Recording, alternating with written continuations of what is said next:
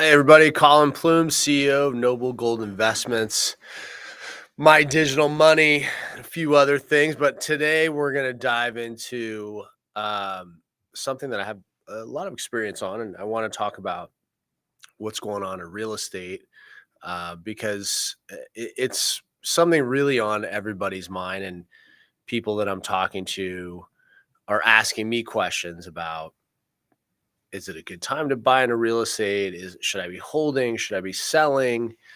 And I don't have a crystal ball, but I have some perspective. I also have some charts and some ideas of what I think we're going through. Today, really, is my goal is to talk about a few different sectors, talk about residential homes, um, and talk about some of the data and give you some insight. But my overall goal is to give comfort to um, real estate owners, because I think what's happening right now is that you see data like multifamily defaults skyrocket to decade highs, and you see these things happening, um, and you're sort of wondering. Here's the chart here. You got Freddie Mac and multifamily. So this is apartments.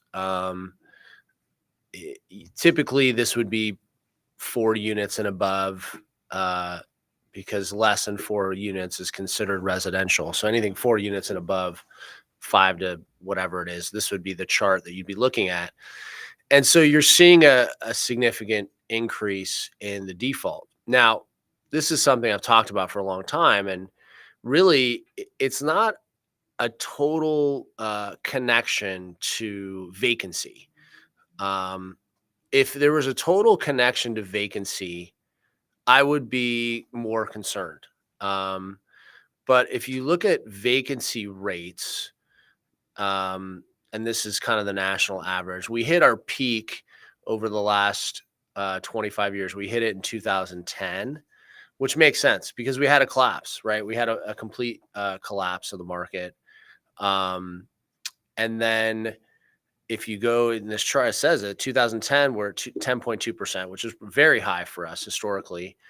And then by 2016, it got to 6.9%.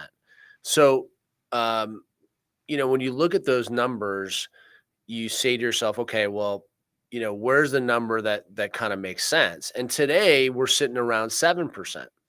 So we're sitting around 7%. So the vacancy rate's not too high. Some areas are a little higher than others in the country. This is the national average. So overall, apartment owners are doing okay in terms of vacancy.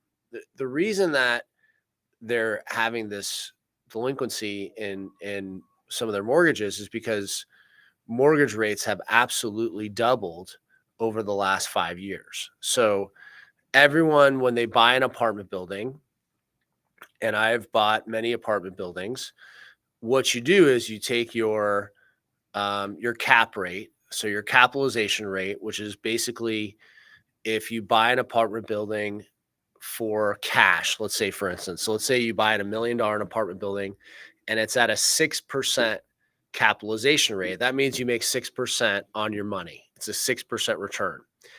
Um, and so when you look at those cap rates, they will fluctuate across the country anywhere from 4 to 8%. And the problem with these traditional cap rates that we've seen is that the cap rates, the returns that properties are selling for have gone up a little bit, but the interest rates have doubled. So now what's happened is you have apartment owners in a position where they bought apartments a few years ago based on a 3% mortgage, and the rents haven't gone up enough to now refinance at a 6 or a 7 or 8% mortgage. So that's why when you see all this idea about defaults and multifamily crisis, and the crisis is really in owners that are over leveraged and owners that can't afford this new rate. And this has happened for the last 100 years. in the real estate market is that there's going to be times where it's going to be tougher to cover that mortgage, and you have to either pull money out of your pocket or find another way to keep this property. So I think the silver lining is in some of the stats, and we'll keep going down the line. In the apartment world, the silver lining is there's going to be opportunities because there will be property owners that will default, and they're going to be small apartments, and there's going to be apartment thousands of units that are going to default, because they're just not going to have the capital to be able to cover the new interest rates. So there's going to be incredible opportunities. And we saw these opportunities in 2010. If you looked at 2010, it was an amazing time. If you bought from 2010 to 2013, you made a fortune on those properties. So I do think, I want to say out there will be amazing opportunities for apartment owners and people that are in that market if they can sustain, if they can ride things out. And not everybody will, but that will continue, because at the end of the day, the one thing we all know, and this is proven, is that we do need more housing. There needs to be more housing. So it's not a housing issue. It's a mortgage rate issue. And so there will be amazing opportunities. I'm starting to see some opportunities, but there will be opportunities in the market to profit. Let's look at another chart here. Let's look at housing affordability here. So housing affordability it's a very difficult time. It's very expensive, because if you look at the higher interest rates and you look at the idea that property values haven't dropped as much as what a lot of people thought, housing affordability is very difficult right now. And what I would say is that for anybody that's in a home, for anybody who's watching this and owns real estate, and they're able to continue to pay, and they're pushing through, you're in a very small percentage of people that can actually afford it today. Because coming in new to buy a house new, maybe even for you, could potentially be unaffordable. You've already gotten into a home, you've already locked in a mortgage, you're already building equity. So you've gotten past the hard part of today. This housing affordability chart shows exactly what came out in January. What came out in January is that the average home buyer now today in the US is like 55 years old. It's an older person that's already built wealth. So what's really happening in today's market is it's not younger people that are buying homes. It's older people that are downsizing and buying their retirement home, or it's the parents that are buying homes for their kids or helping their kids buy a home. That's who's the buyer today. So I think that if you're in a home, you've already bought it, you've acquired it, you've been able to sustain it, rest assured, like you're in a class of people that you've gotten over the gap, and to come in right now and buy something would be very difficult. That being said, I still think there's going to be an opportunity for someone that hasn't bought a home, that you're going to want to be able to buy a home. And the reason that you're going to want to buy a home, the reason that it's okay in this world right now, it's going to be okay for you, is the number one thing that's happening is that the price to build, the cost to build anything in this country is going to skyrocket over the next 5 to 10 years. We're looking at the tariffs, we're looking at inflation, we're looking at all of these things that are happening. These things will trickle down to the real estate market, and it's happening already. There's not enough people in this country to do construction as is. For every 7 people that retire in the construction business, 1 new person comes in. So there is a lack of, or there's a shortage of construction workers in this country. So if you're in your home today, you've already acquired that asset, you own real estate, keep in mind the cost to build new product is going to continue to go up. It's not going to get any cheaper. It's not going down. They're talking about in the Palisades with the fire, Palisades, obviously a very wealthy community, but they're talking about to rebuild those homes today. they think it's going to cost about $1,000 a foot for construction in today's market. The average price per square foot that was selling in the Palisades before the fire was a little over $700 a foot. So you're talking about, 30% plus increase to build something new today. So as this continues to happen and as the market changes, and I know interest rates will come down this year, 100%, and you'll see an uptick in real estate. I think that we've gone through the worst of it over the last 2 to 3 years, and owning these assets will get a little bit better. I don't think we're going to go through the boom that we saw during the beginning of COVID. I don't think we're going to see the boom that we saw in 2012 and 13. I don't think we're going to see that kind of push, but we are going to see a little bit of a leveling off. And I think the normalcy in the market will come back. I think interest rates will come. They'll get in the fives this year. And I think a lot of people are just waiting for those rates to come back. And I think the banks are waiting. I think the banks are being very cautious right now. So I think you'll feel a little bit better. That being said, and this is the thing that I've said for my whole career, is that what you're doing with your home is you're just locking in a rent or a mortgage that you can afford that's going to stay in place for a long time. That's all you're doing. And you're just hedging your bet against inflation. So if your mortgage is $2,000 or $3,000 a month or $4,000 a month or $5,000, whatever it is, rest assured in 10 years, your home, the same home, will be $7,500 a month or $8,000.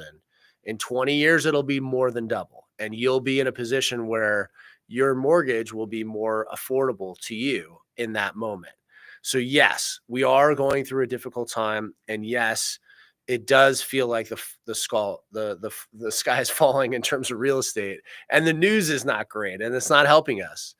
But if you're in a home or you're in the apartment world, things will get better over time. There is always a demand for these things, and you'll be in a good position in the future. I would say for anybody that is in a position where they can stay and they don't sell, I would wait. Try to wait as long as you can, because I do think next year, I think that there'll be better opportunities for you. If you want to downsize your home or do whatever you have to do, I would just say you need to hold out for a while. And these are, lessons that we learn in investing, is that there's just time to take advantage of an upswing, and there's times to be caught and slow down.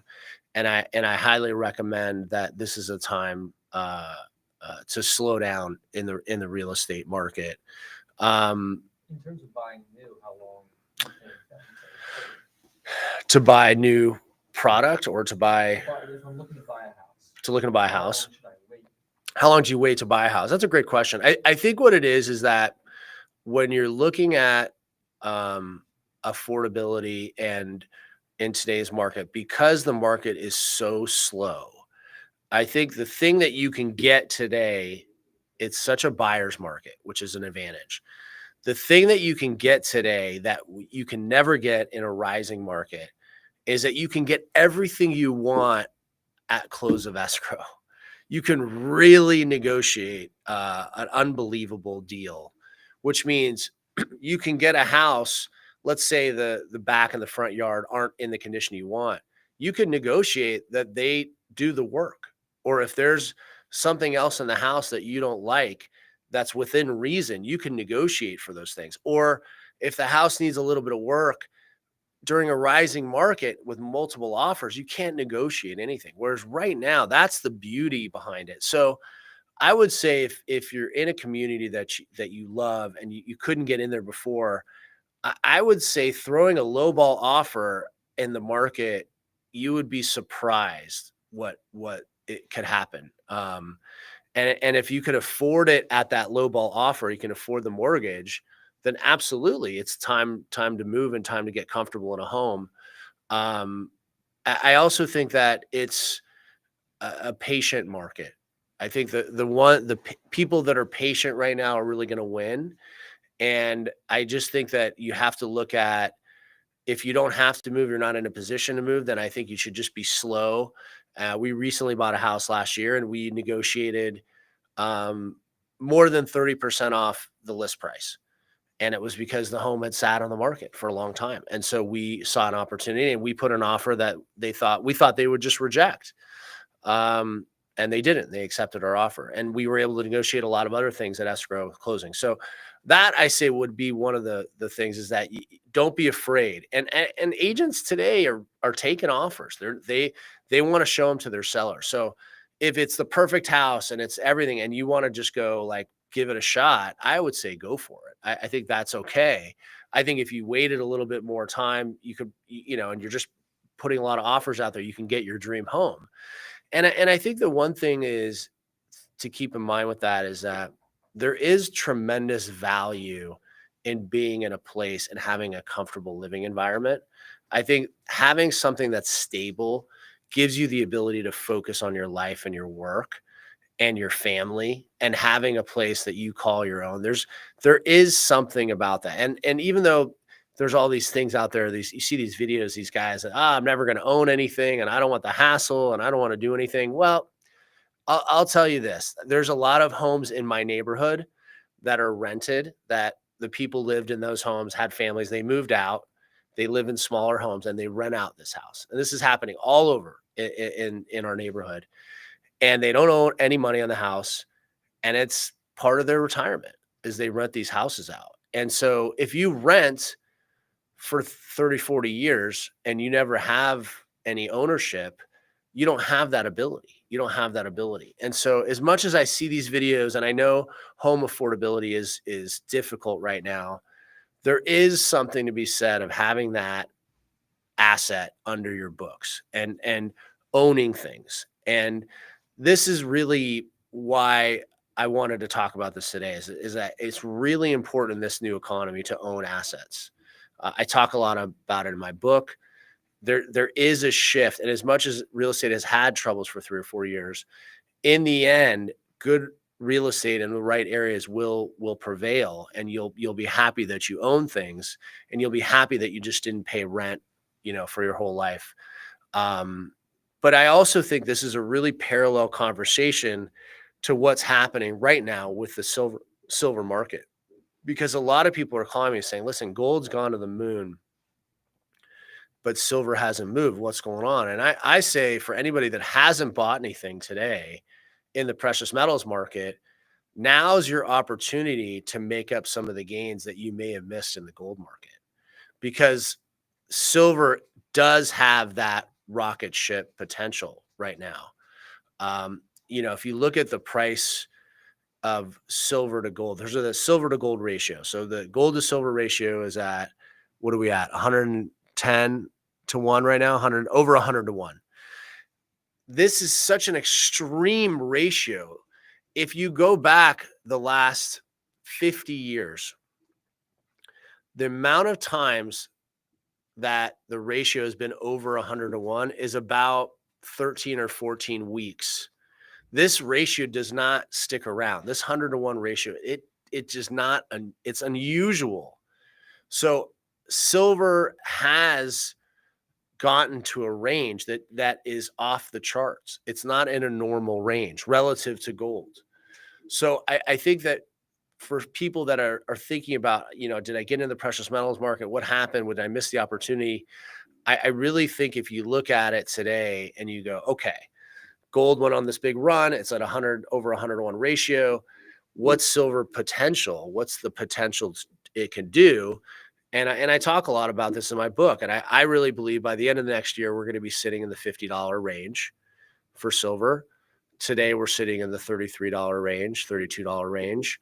But if you look at this chart, it for this ratio to get back to a normal level, silver would go up by 70% from where it is today. I mean, these are massive numbers that we're talking about. So I think what it is the mindset of what people need to be looking at, thinking about today is housing and this real estate market and silver have a lot of parallels, because you've seen these other assets really take off and really do well. And I think eventually these other assets will catch up too.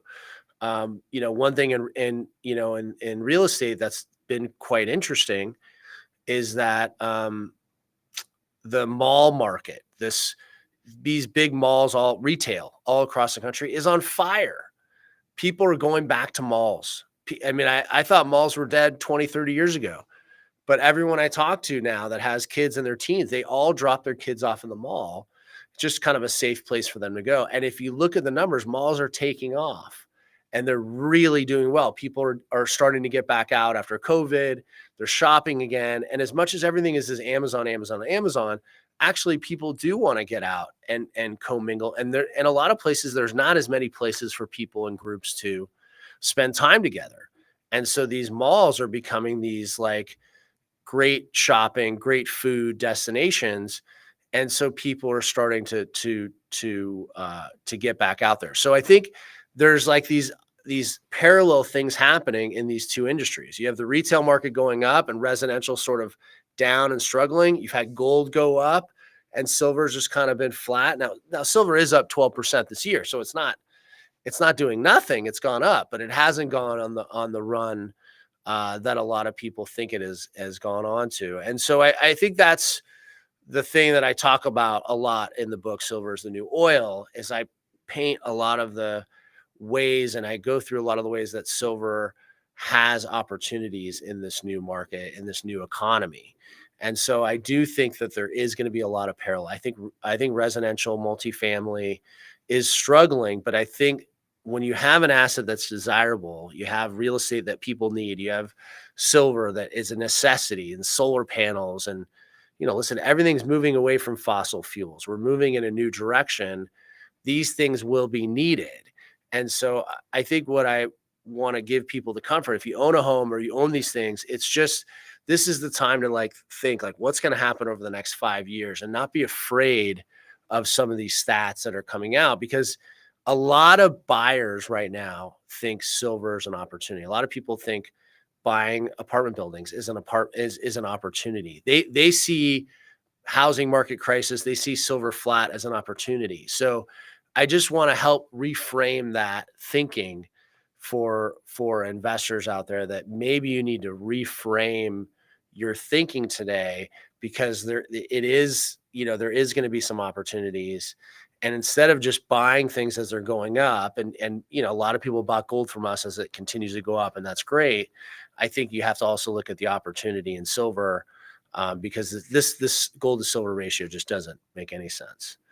Let's go quick to. We're talking to people today about investments. Let's see if we can get somebody. Excuse me, sir. Do you have a retirement account? I do. I'm invested in some annuities. Fixed income? How is that? It was better a few years ago. Each year it buys less and less, barely keeping up. That's where gold can make a difference. Unlike fixed payouts, gold rises with inflation, so you're not stuck with a low fixed payment. So gold isn't stuck in the past like my annuity? Don't let inflation erode your retirement savings.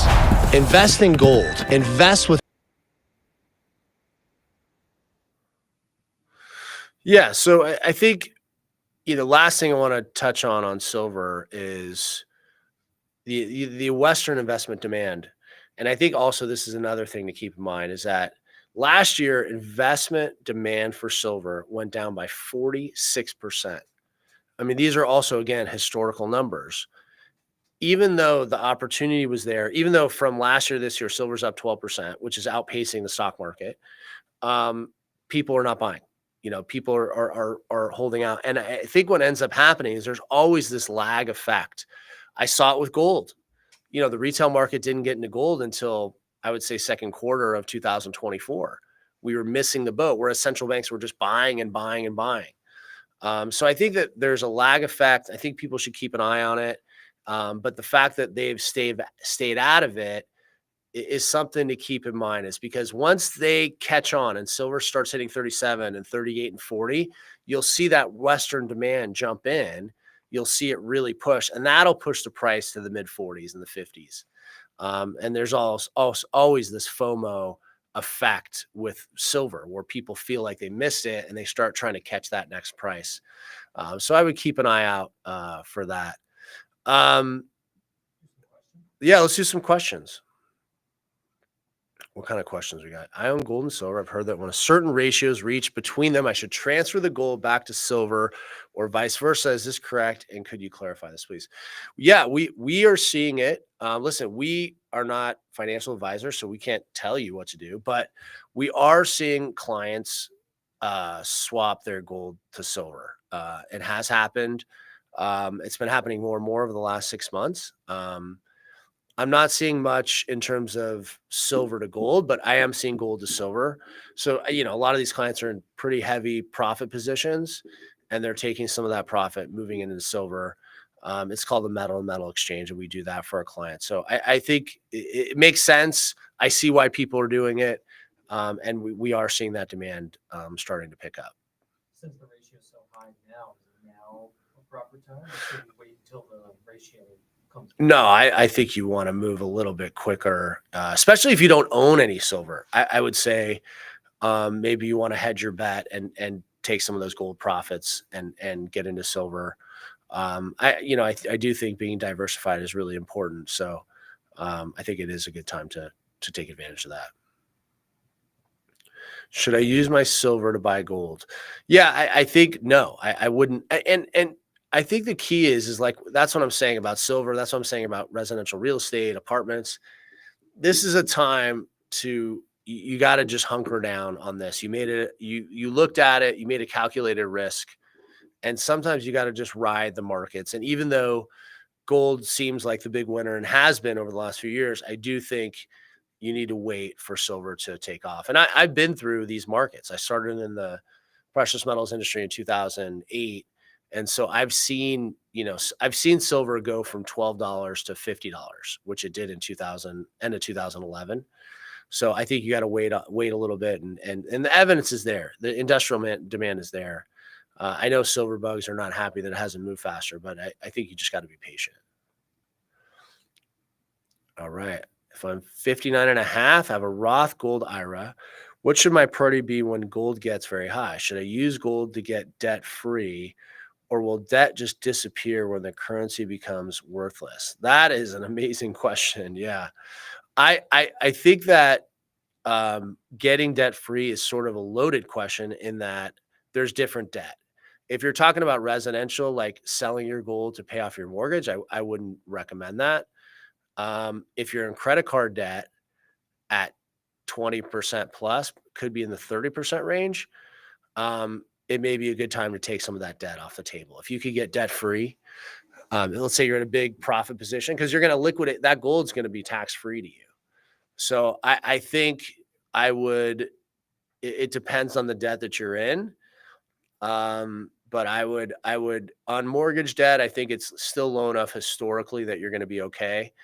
But if you're in credit card debt, it may be a good time to do that. I think a financial advisor could give you more in-depth understanding that. But that credit card, I mean, if you're talking about 30% interest rate on a credit card, every 3 years that debt, doubles. So I think that might be worth looking at. Silver coin giveaway. I don't know who approved this, but it looks like we're giving away some silver here. What is this? This is a wheel?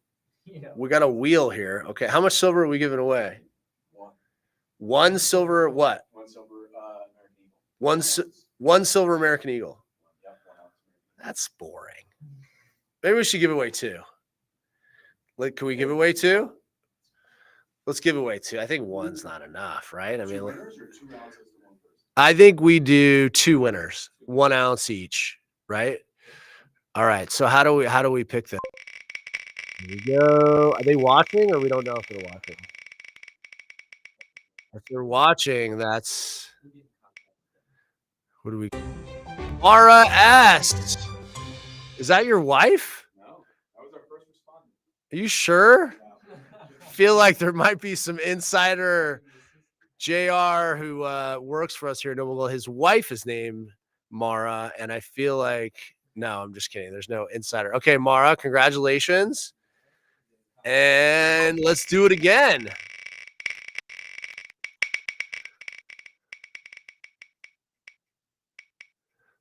Mara S again. No, just kidding.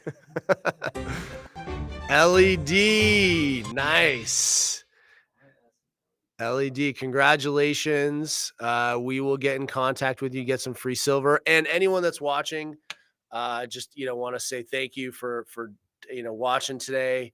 Listen, my last kind of parting words is it is sometimes investment is difficult, and it could be gut wrenching, but I think silver, these are good assets. These are limited supply assets. You're going to be okay.